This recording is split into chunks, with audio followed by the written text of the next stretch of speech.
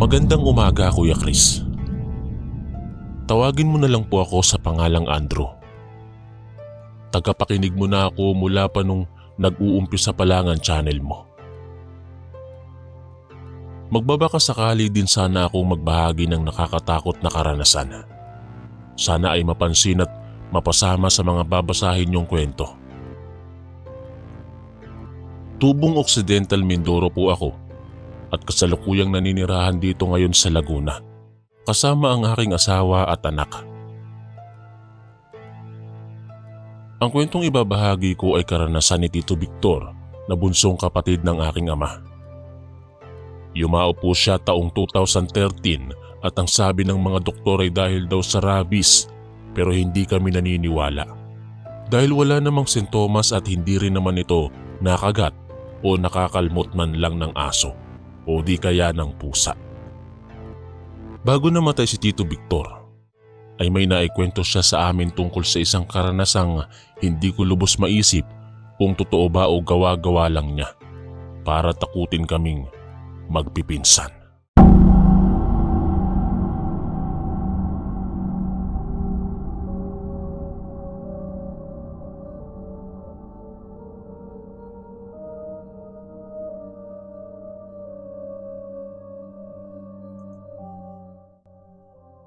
Taong 1993, 28 anyos noon si Tito Victor at binata pa.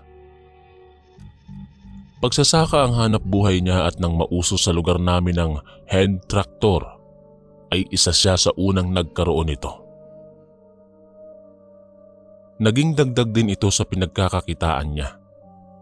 Binabayaran siya upang mag-araro ng mga lupang sakahan ng ilang may kayang pamilya sa aming probinsya. Nakakarating siya sa iba't ibang lugar para maglinang ng mga sakahan. Nang minsang namamahinga siya sa paghahan traktor sa ilalim ng malaking puno ng akasya, ay lumapit sa kanya ang kababatang si Ando.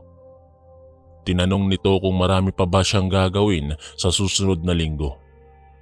Nakakuha kasi ito ng pakyawang pag-aararo para sa 6 na ektaryang sakahan sa Sitio Bulalakaw. Hindi daw niya ito kakayaning mag-isa, kaya kailangan niya ng makakatulong. Medyo napaisip noon si Tito Victor sa alok ng kababata. Pinangingilagan kasi ang lugar na yon ng marami. Bukod kasi sa liblib ay kilala rin itong lugar ng mga rebelde at mangkukulam. Idagdag pa na napapabalita ring may mga aswang na naninirahan dito. Isa na itong baryo noon, pero nakasanayan lang tawaging sityo. Sinabi ni Victor sa kababata na humanap na lang ng ibang makakasama dahil marami pa siyang dapat unahin. Napangiti naman si Ando at sinabing baka natatakot lang siya kaya ayaw niyang sumama. Wala rin naman kasing ibang pwedeng alukin si Ando dahil alam niyang tatanggihan lang din siya. Tinapik na lang nito sa balikat si Tito Victor bago sinabing pag-isipan nito ang alok. Makalipas ang ilang araw, may nag-alok naman kay Tito ng isang sidecar ng tricycle.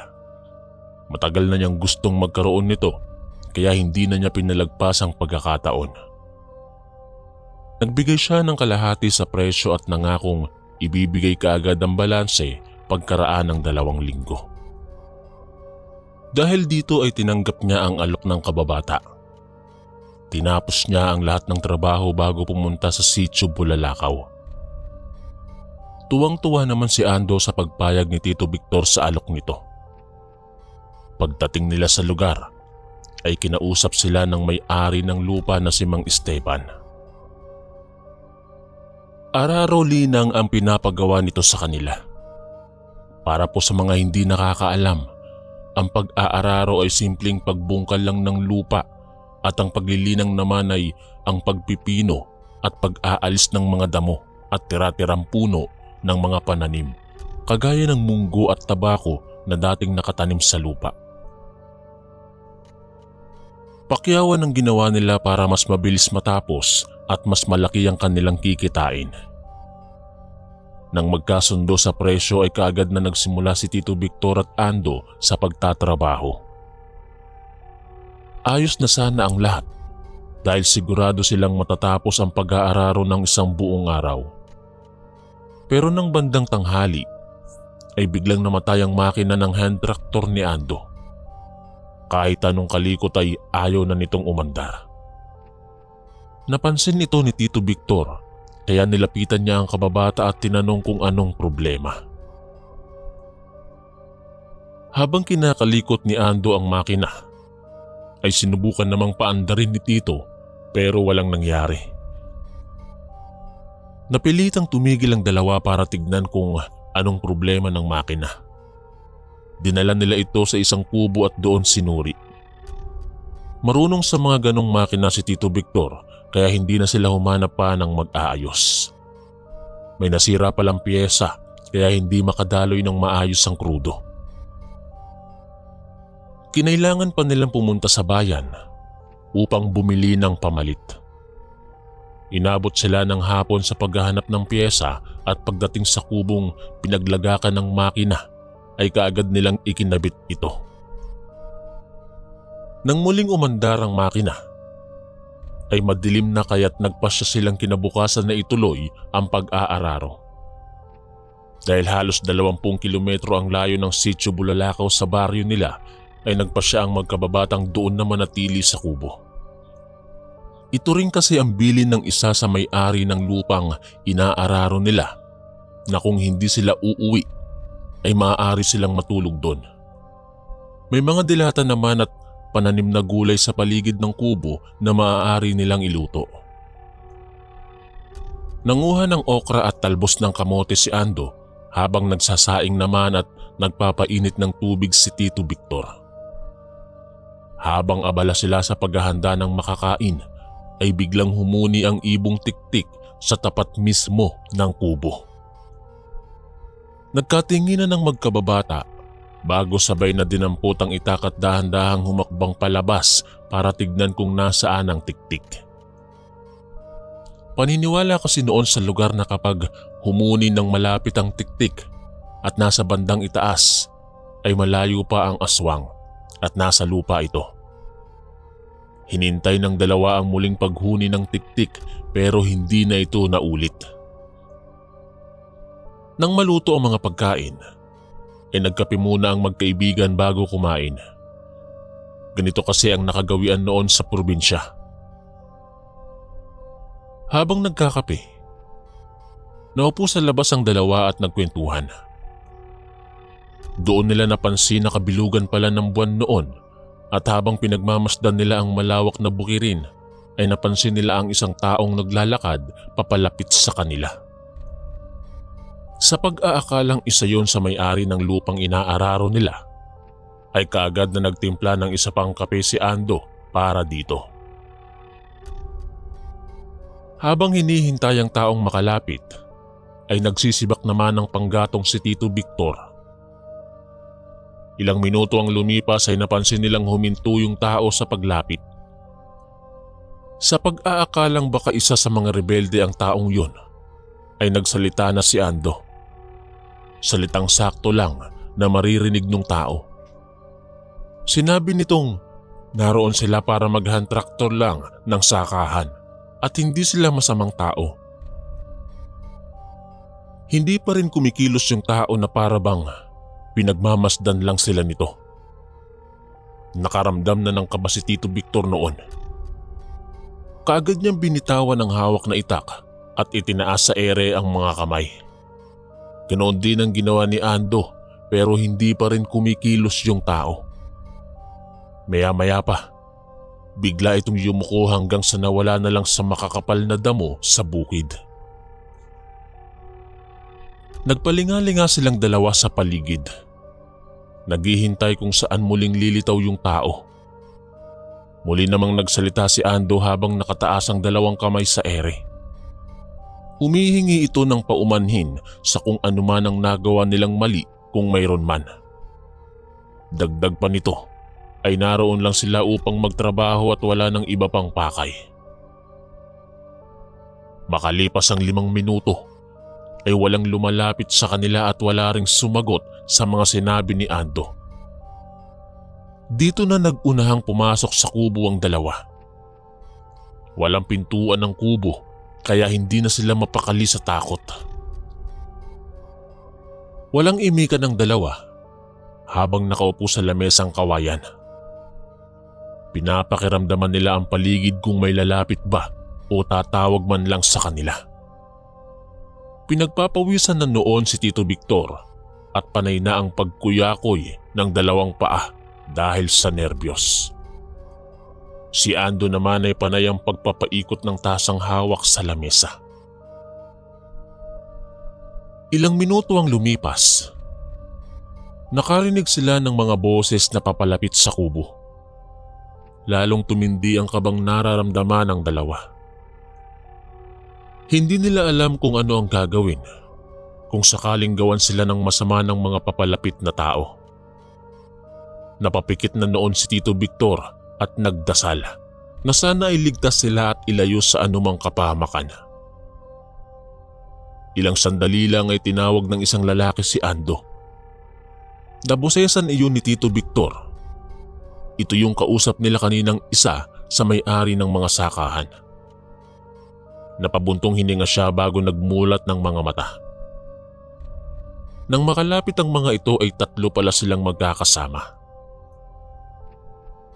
Pagpasok sa loob ng kubo ay kinamusta sila ng mga ito. Tinanong rin kung ayos lang ba sila roon. Ipinakilala naman ni Mang Esteban ang dalawang kasama na sina Melchor at Loloy. Dahil sa nangyari kanina lang ay hindi na nakapagpigil si Tito Victor at tinanong nito kung may iba pa bang lugar o bahay na maaari nilang tulugan sa gabing yon. Dahil mamamatay siya sa nerbiyos kung mananatili pa sila roon.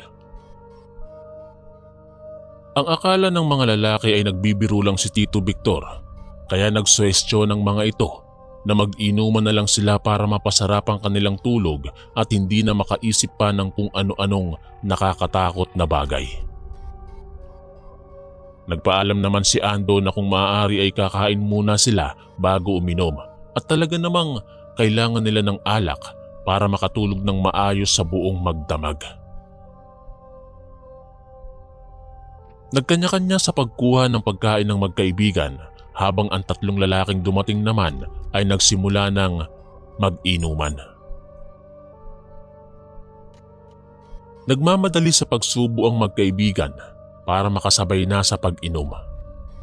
Matapos kumain ay namahinga lang sila sandali at sumabay na sa tagay. Habang nagiinuman, ay hindi nagdalawang isip ang magkaibigan na magtanong sa mga kainuman tungkol sa lugar. Natawa naman ang tatlong lalaki at pinabulaanan ng mga kwento tungkol sa kanilang lugar.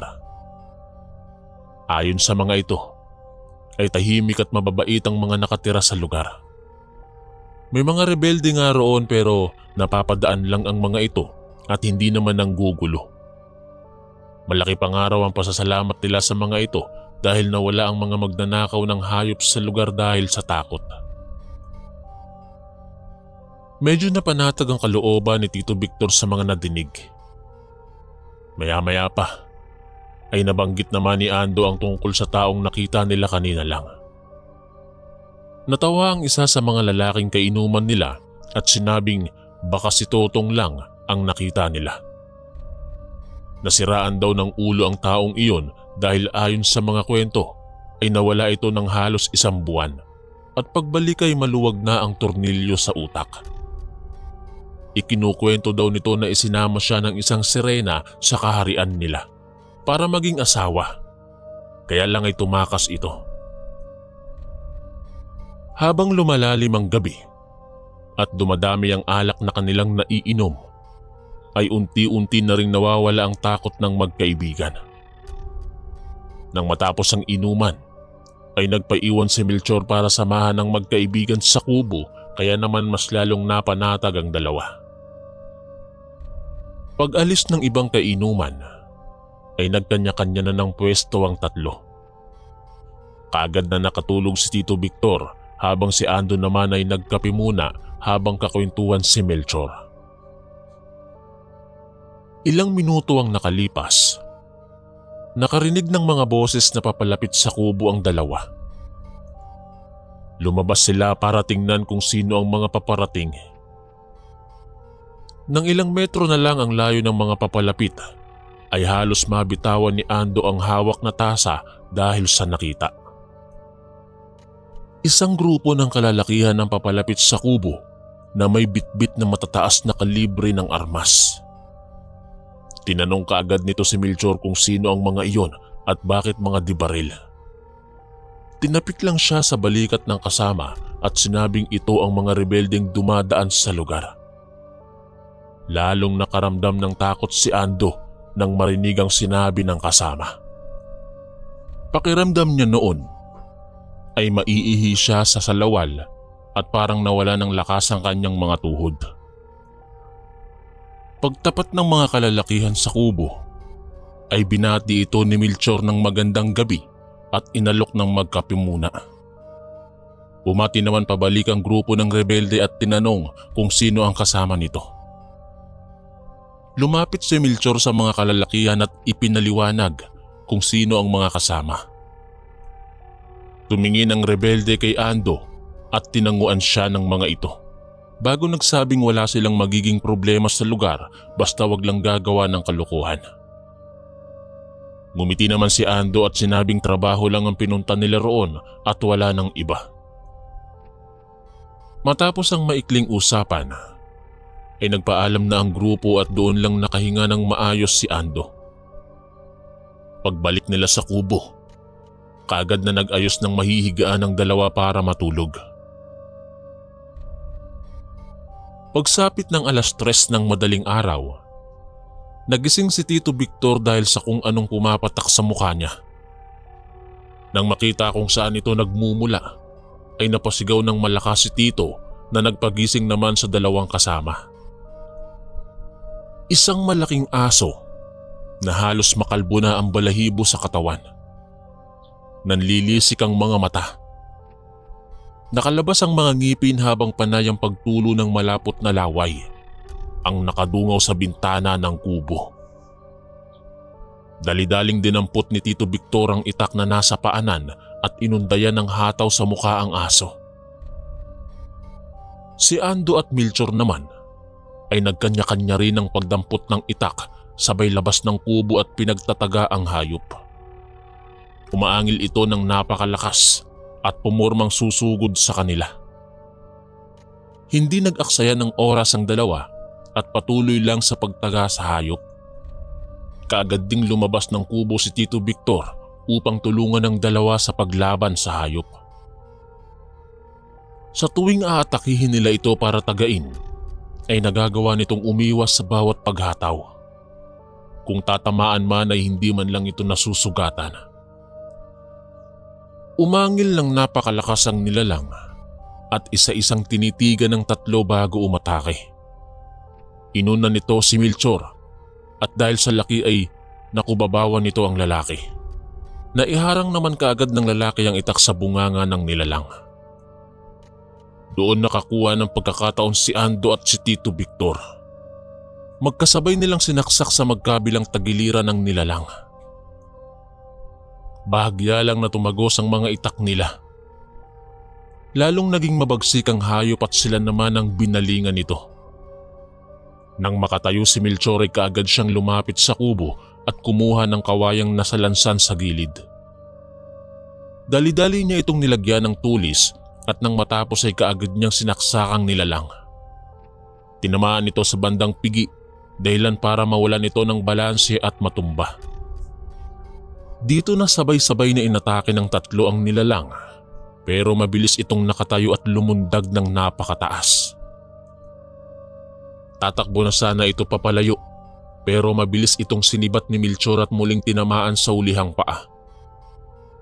Pumalahaw ito ng malakas at pinilit lumakad papalayo ng paika-ika. Susundan pa sana nilang 3 nang biglang naglabasan sa makakapal na damo ang ilan pang naglalakihang mga aso. Sa bilang ni Tito Victor ay 6 ang mga yon. at lahat ay kasing laki ng naunang aso. Nanlilisik ang mga mata nito at mga nakalabas ang ngipin habang tumutulo ang laway. Dahan-dahan ang mga itong humahakbang papalapit sa kanila. Nakaramdam na ng takot si Tito Victor at Ando ng mga oras na yon.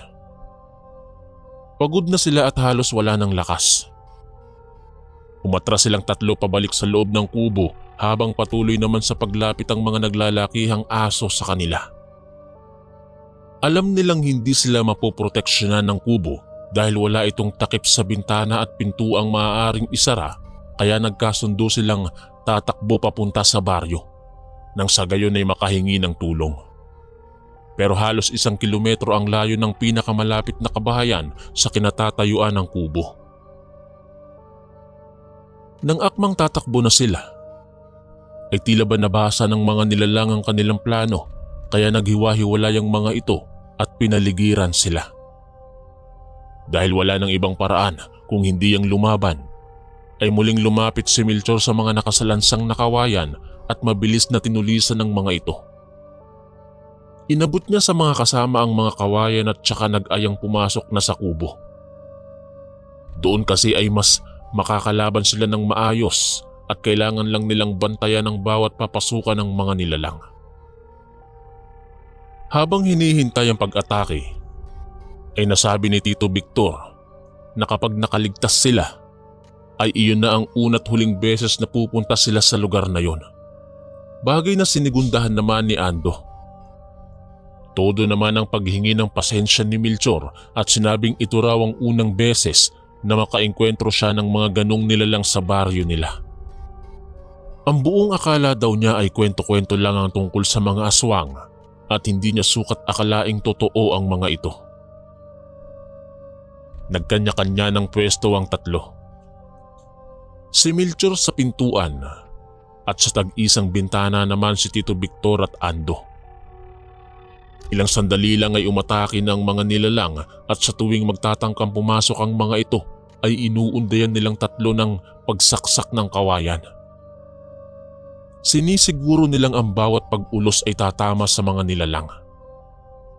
Animoy mababangis na asong ulol ang mga hayop sa pagsugod sa kanila. Kahit tamaan ay aatras lang ang mga ito at muling susugod.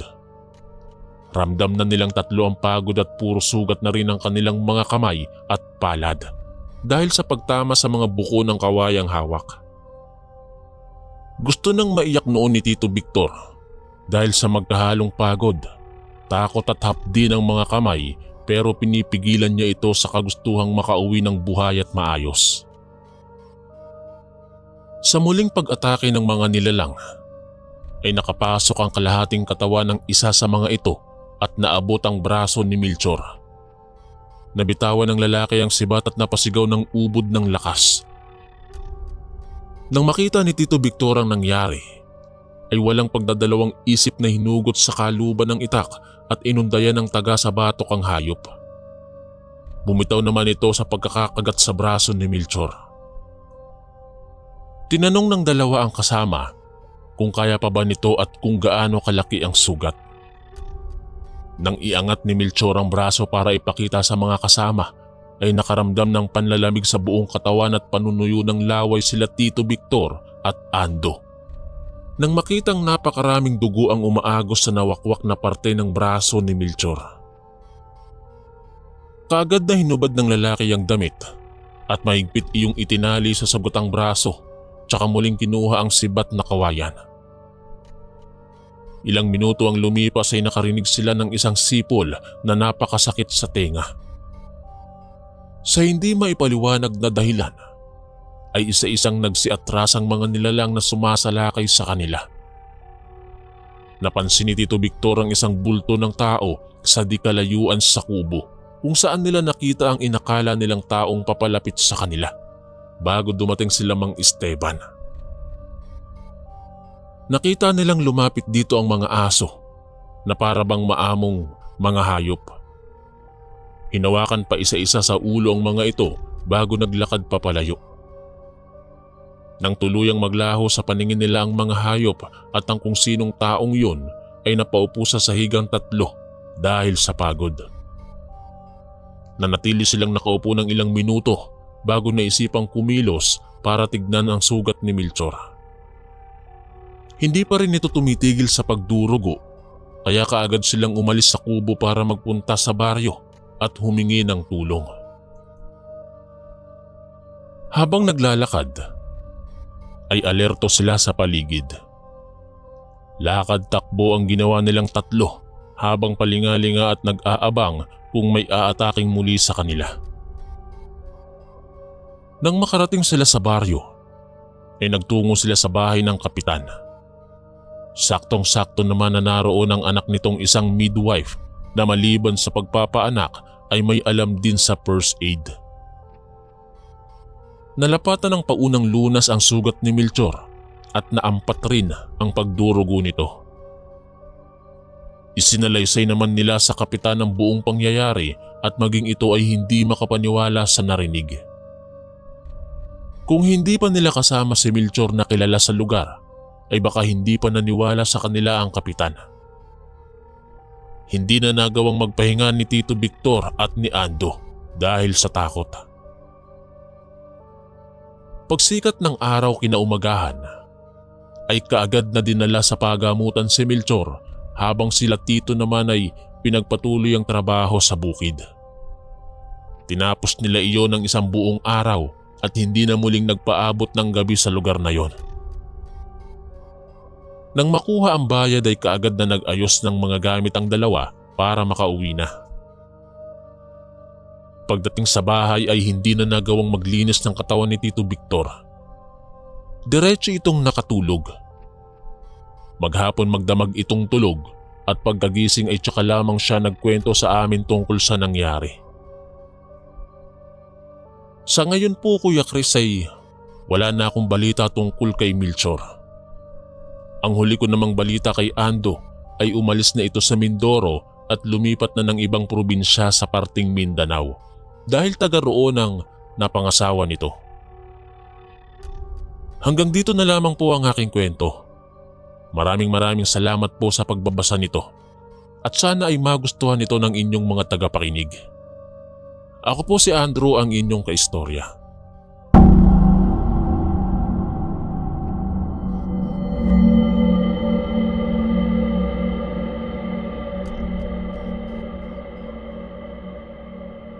Itago niyo na lamang ako sa pangalang Luna.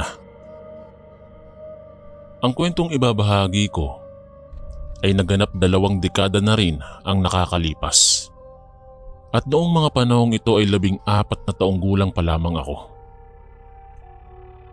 Sa aming maliit na baryo ng Sipalay ay namamayani ang kapayapaan at katahimikan.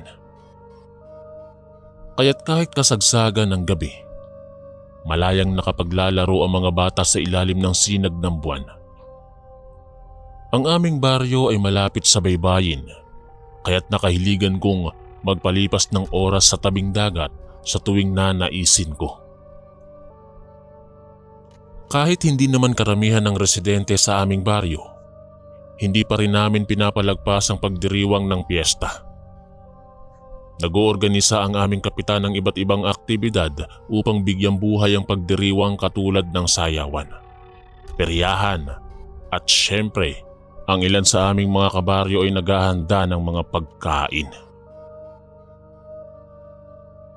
Dati, sa tuwing bago magpiesta, tumutulong lang kami ni nanay at tatay sa kapitbahay na magluto ng mga pagkaing inihahanda para sa iba.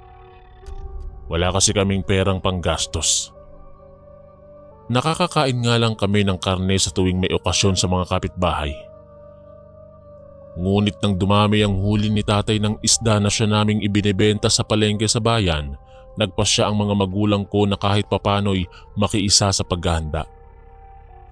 Napakasaya ko dahil sa unang pagkakataon ay mapupuno ng mga tao ang bahay namin. Kung dati ay inaanyayahan lang ako ng mga kaibigan kong makikain sa bahay nila tuwing piyesta, ngayon naman ay ako naman ang nag-iimbita sa kanila. Nag-arkila rin si tatay ng karaoke dahil hindi kumpleto ang inuman kung walang kantahan ng magkakaibigan.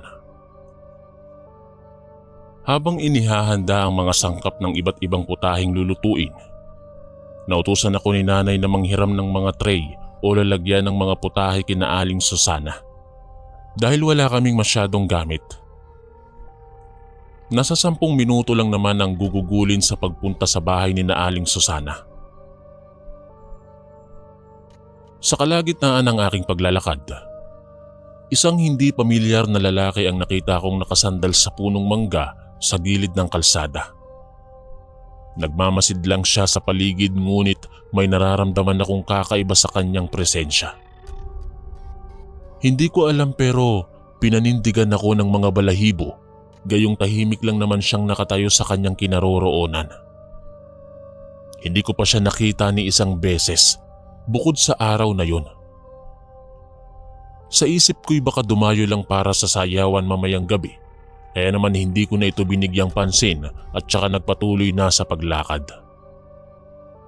Sa aking pagtahak ng daan pabalik sa bahay, hindi ko na muling nakita ang lalaki na nakasandal doon sa punong mangga. Alauna ng hapon nagsimula ang salo-salo sa aming bahay. Napakadaming pumunta at may mga dumayo rin mula sa ibang baryo. Hanggang sa pagsapit ng 6:00 ng gabi, ay maingay pa rin ang karaoke dahil masayang nagkakantahan ng mga kainuman ni tatay. Inanyayahan ako ng mga kaibigan kong pumunta sa sentro upang maglaro sa peryahan.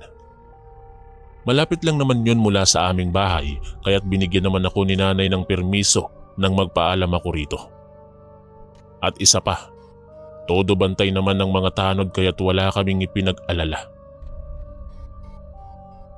Habang masaya kaming naglalaro, nagpaalam ang isa sa mga kasama namin na si Lorna na dediretso siya sa sayawan upang kitain ang kanyang nobyo na si Ronel.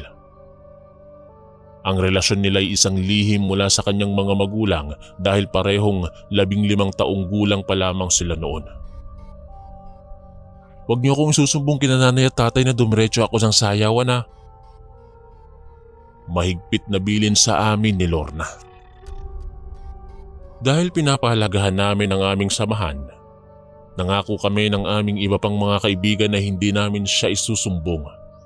Bagamat palagi kong payo noon kay Lorna na kung mas makabubuti wag na muna siyang papasok ng relasyon.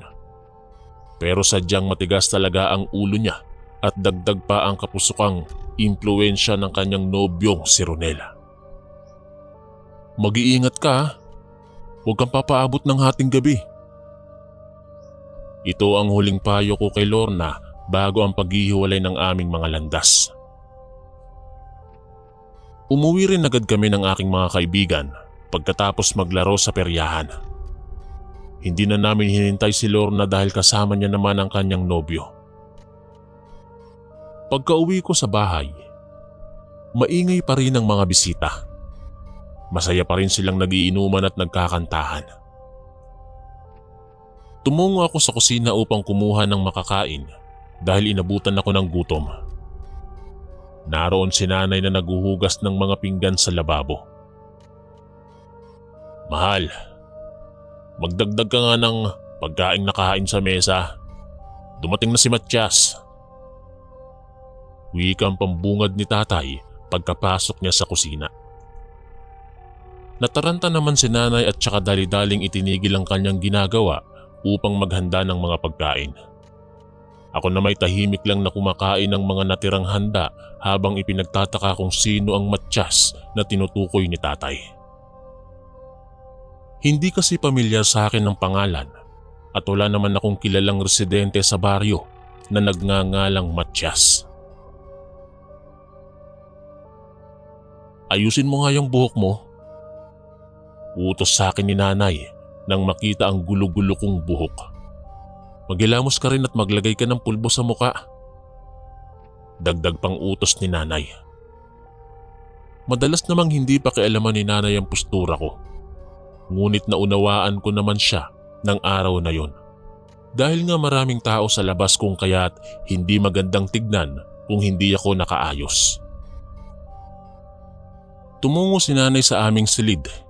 Bitbit ang isang munting kalderong naglalaman ng hilaw na karne ng baboy. Habang pinupunasan ng tuwalya ang aking basang muka, tinanong ko si nanay kung bakit hilaw na karne ang nakalagay sa kaldero pero wala akong natanggap na sagot. Nakapagtataka rin dahil malugod nilang pinatuloy yung matsyas sa aming silid. Imbis na sa balkonahe kung saan nagtitipon ang aming mga bisita. Muling bumalik si nanay sa kusina kasama si tatay at inanyayahan akong sumama sa silid kung saan naroon ang tinatawag nilang matsyas. Wala namang pag-aalinlangan na ako'y sumunod dahil kako'y baka malapit na kaibigan ng aming pamilya itong si Matsyas. Ganoon na lamang ang aking pagkagulat nang makilala ko sa unang pagkakataon si Matsyas.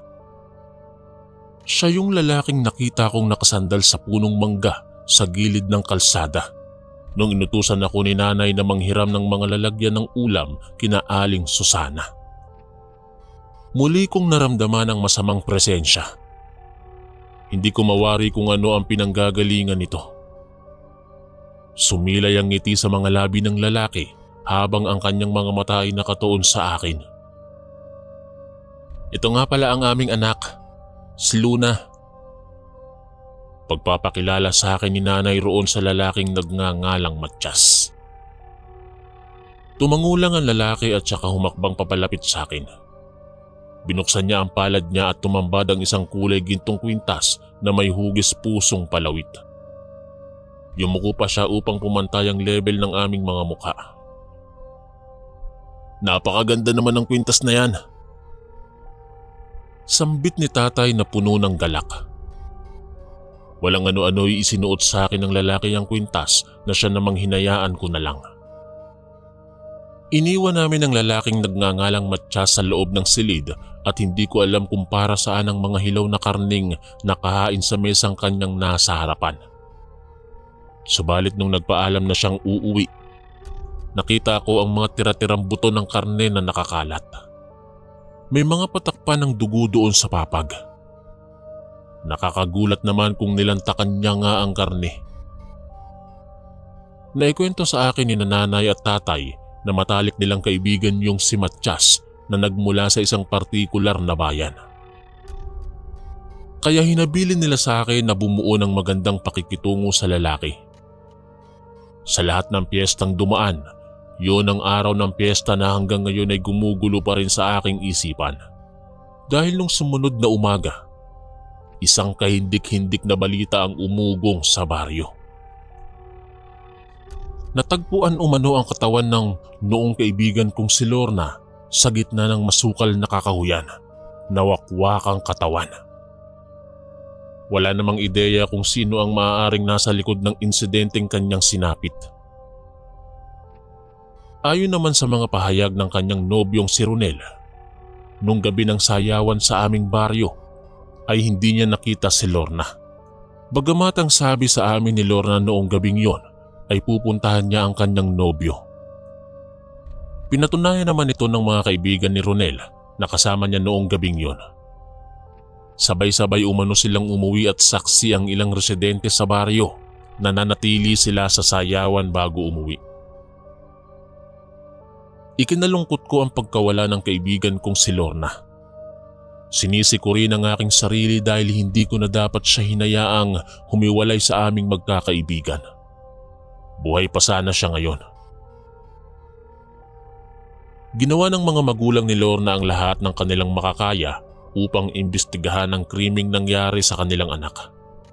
Subalit nabigo silang makahanap ng sagot sa kanilang mga katanungan ukol sa pagkamatay ng kanilang anak. 3 araw pagkatapos ng pagkawala ni Lorna, isa na namang nakakagulat na balita ang nagdala ng takot sa buong baryo. Isang dalaga na namang nagngangalang Analisa ang natagpo ang wakwakang katawan sa isang masukal na damuhan sa tabi ng kalsada ng magbukang liwayway. Lumantad ang isang residente sa aming baryo at isiniwalat ang kanyang nasaksihan bago mapabalitang nawawala ang dalaga.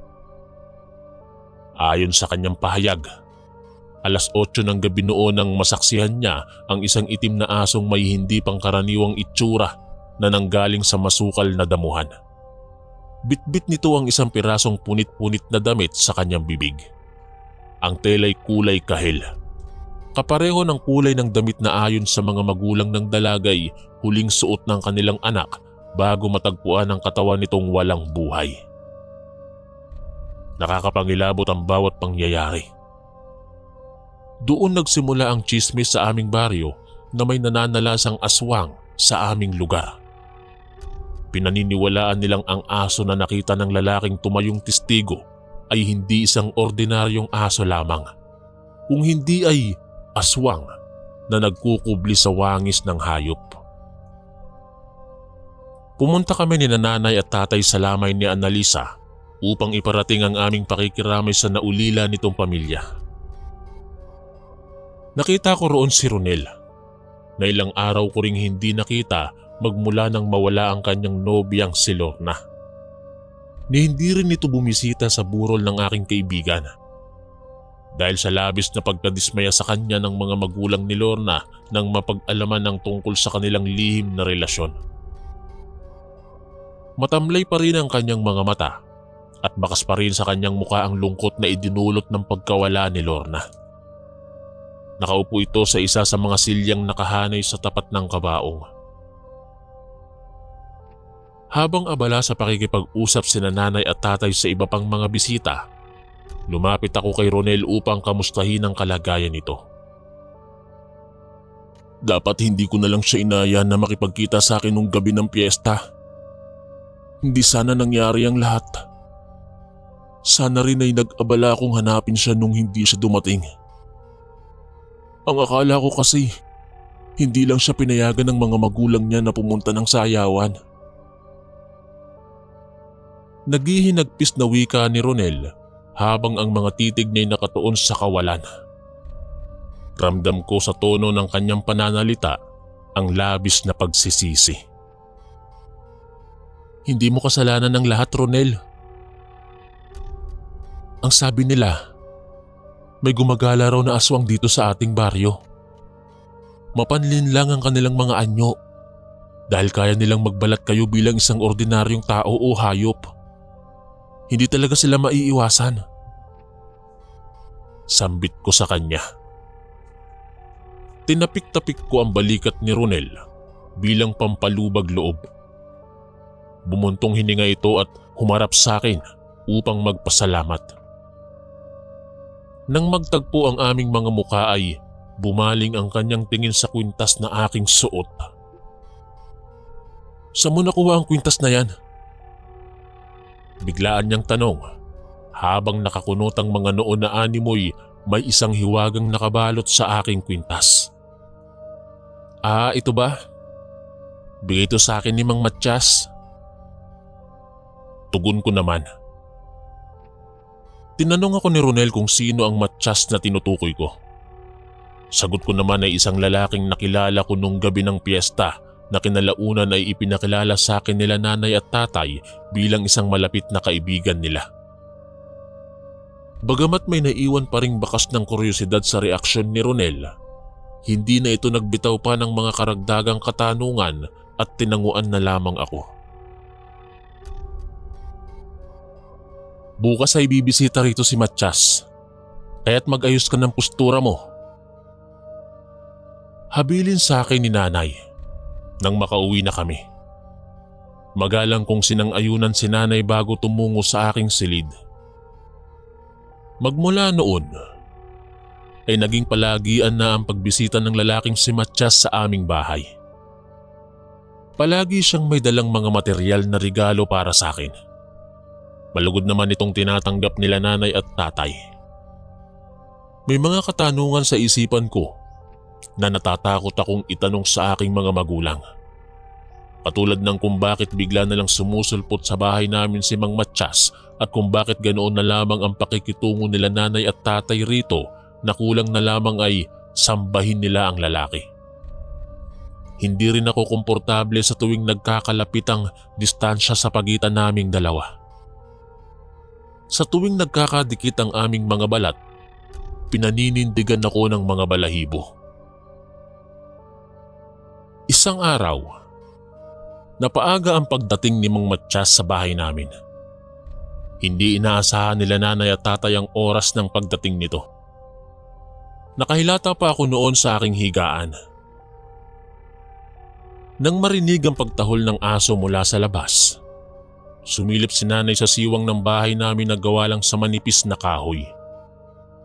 Natanaw niya mula sa malayo ang figura ni Mang Matyas na naglalakad. Agad siyang tumayo at ginising si tatay. Ako na may nakahilata pa rin sa aking higaan at nagtakip ng kumot upang magkunwaring tulog. Ayaw ko kasing muling makipag-usap sa lalaki.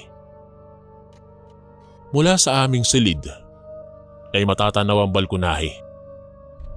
Nakita kong malugod na pinatuloy ni nanay at tatay ang lalaking si Matyas at sa kabutihang palad ay hindi na sila nag-abala pang gisingin ako upang iharap dun sa lalaki.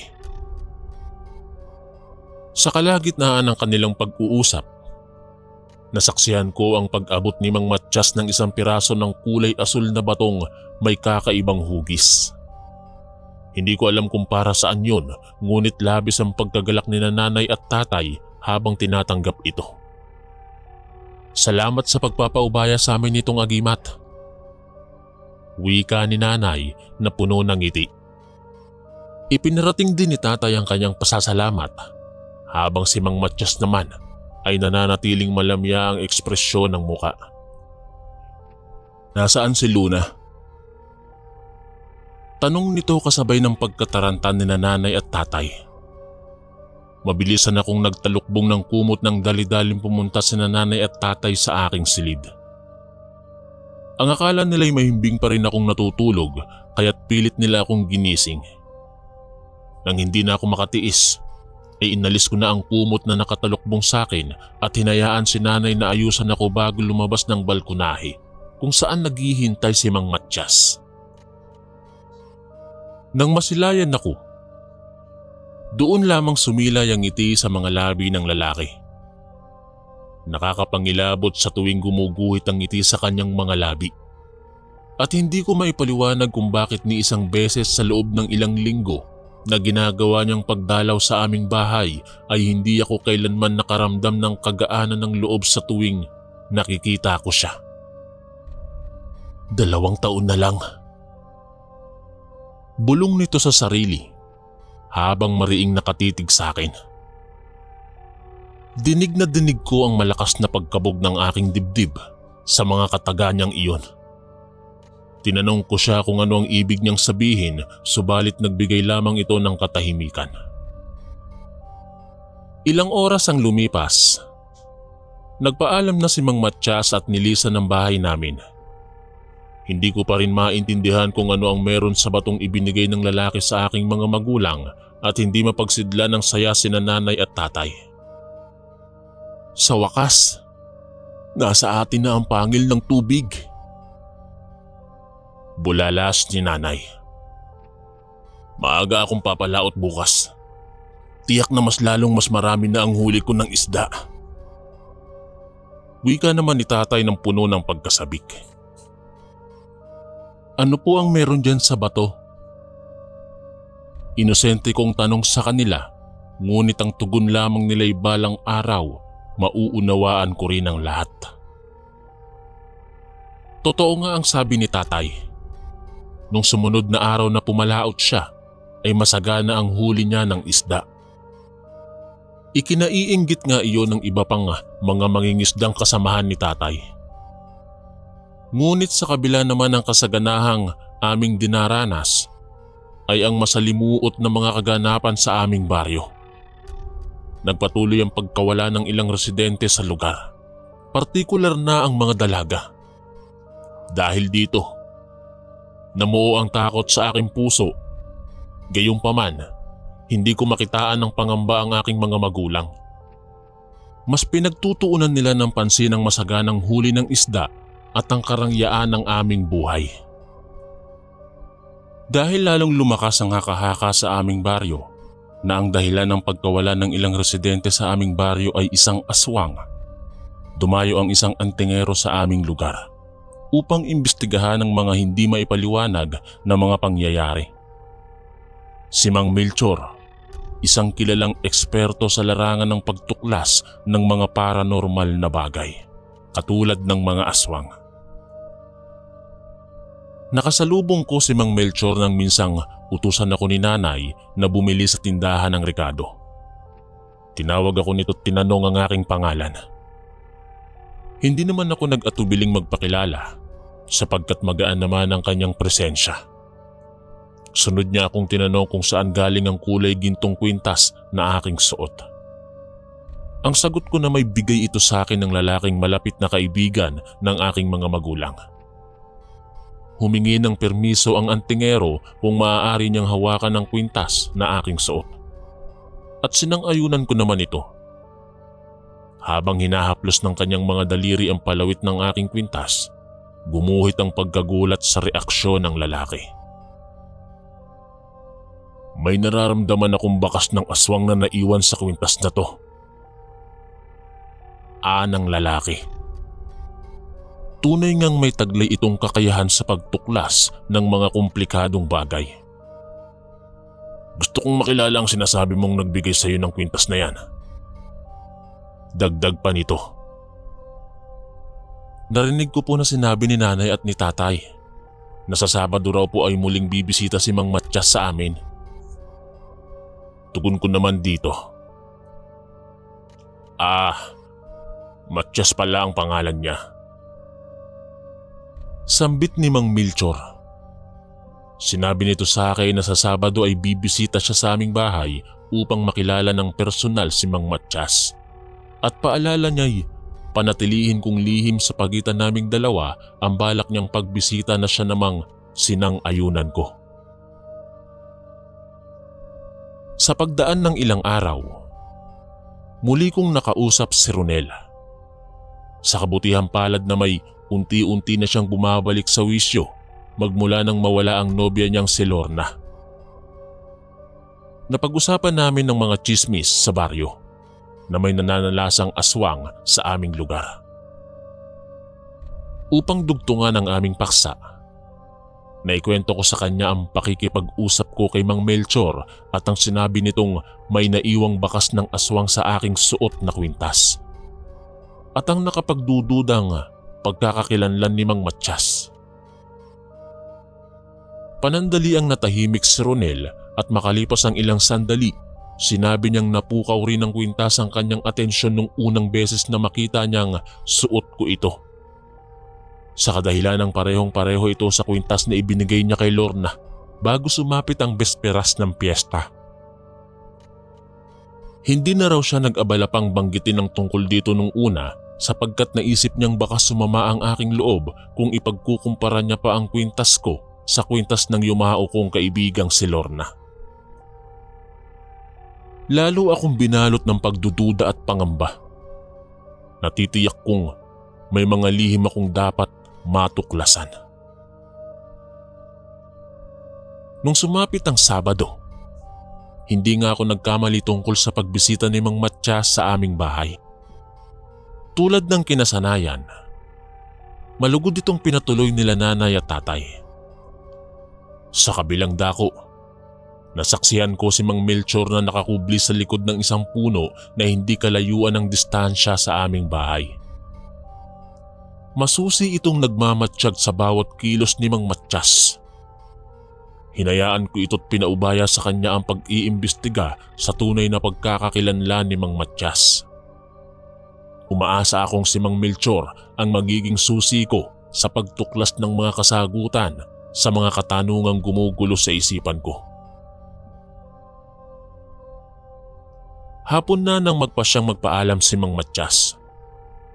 Nung sumunod na araw, muli kaming nagkita ni Mang Melchor. Doon niya isiniwalat ang mga katotohanan sa likod ng pagkatao ni Mang Matyas. Ayon sa kanyang agimat na siyang tumutulong sa kanya sa pagtuklas ng mga kakaibang nilalang, si Mang Matyas ay hindi isang ordinaryong tao.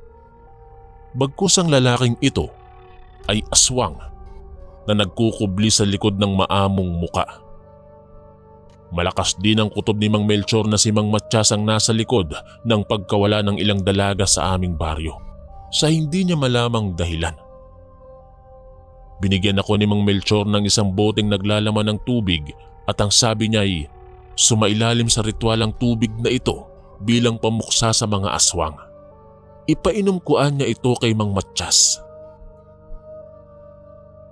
Hinintay kong muli ang pagdalaw ni Mang Matiyas at sa muling pagkakataong nasilayang ko ito sa labas ng aming bahay, isinaling ko na sa baso ang tubig na binigay sa akin ni Mang Melchor. Inalok ko ito kay Mang Matiyas at abot tenga ang ngiti nito dahil sa unang pagkakataon naging magaan ang pakikitungo ko sa kanya. Hindi niya lang alam, parte lamang ito ng aking pagpapanggap. Malugod niyang ininom ang tubig upang pawiin ang kanyang pagkauhaw. Nang wala nang ni isang patak ang natira sa baso, unti-unting nanghina ang katawan ni Mang Matiyas at naging itim ang dating masiglang kulay ng kanyang balat. Ang mga mata rin nito'y naging purong puti at ang kanyang katawan ay nagkaroon ng mga kaliskis. Nakakatakot ang itsura nito. Noong mga sandaling yon ay natiyak ko nang isa nga siyang aswang. Agad na rumisponde sina nanay at tatay pero sa kabilang dako ay nagtatago si Mang Melchor sa bakuran namin na hindi naman nalingid sa aking kaalaman. Nang senyasan ko ito, lumabas ito sa kanyang pinagtataguan bitbit ang isang lubid at iginapos ang mga kamay ng nanghihinang si Mang Matiyas na kinalaunan ay inagawan na ng buhay. Buong pagtataka naman ni nanay at tatay ngunit pinaalalahanan ko silang ipaubaya ang mga kaganapan kay Mang Melchor. Sa tulong ni Mang Melchor ay natugis ang aswang na kumitil ng maraming buhay sa aming baryo. Sa pagwawakas ng pananalasa ni Mang Matiyas, ibinunyag sa akin ni nanay at tatay ang tunay na ugnayan nila sa aswang. Si Mang Matiyas ay isang aswang ng katubigan na nakilala ni tatay sa gitna ng kanyang pamamalaot. Ang aswang ay nagmamay-ari ng isang agimat na may kakayahang magdulot ng swerte sa mga mangingisda o ang pangil ng tubig. Nangako ang aswang na ipapaubaya niya ito kay tatay kung papayag si tatay na itakda itong ipakasal sa akin sa pagtungtong ko sa edad na 16. Ang ibig sabihin nito'y sasailalim ako sa kanyang pamumuno upang maging isa sa mga aswang ng katubigan. Dulot din siguro ng labis na pagkagusto sa akin ni Mang Matiyas, pinili nitong paslangin ng mga dalaga sa aming lugar upang walang sino man ang makahihigit sa akin. Nang marinig ang mga isiniwalat ni nanay at tatay, sumama ang loob ko sa kanila. Ngunit sa pagdaan ng panahon, natutunan ko ring pagbigyan sila sa hinihingi nilang kapatawaran. Ipinayo ni Mang Melchor na itapon ang agimat sa kalaliman ng dagat at huwag nang panatilihin ito sa aming pangangalaga upang hindi na makaakit pa ng mga panganib. Hanggang dito na lamang po ang aking kwento. Maraming salamat po sa pagbabasa nito. Ako po si Luna, ang inyong kaistorya. Maraming salamat po mga kaistorya sa pakikinig. At kita-kits po ulit bukas para sa isa na namang nakakatakot na kwento. Ito po si Kuya Chris, ang inyong kaistorya. God bless po at ingat po lagi.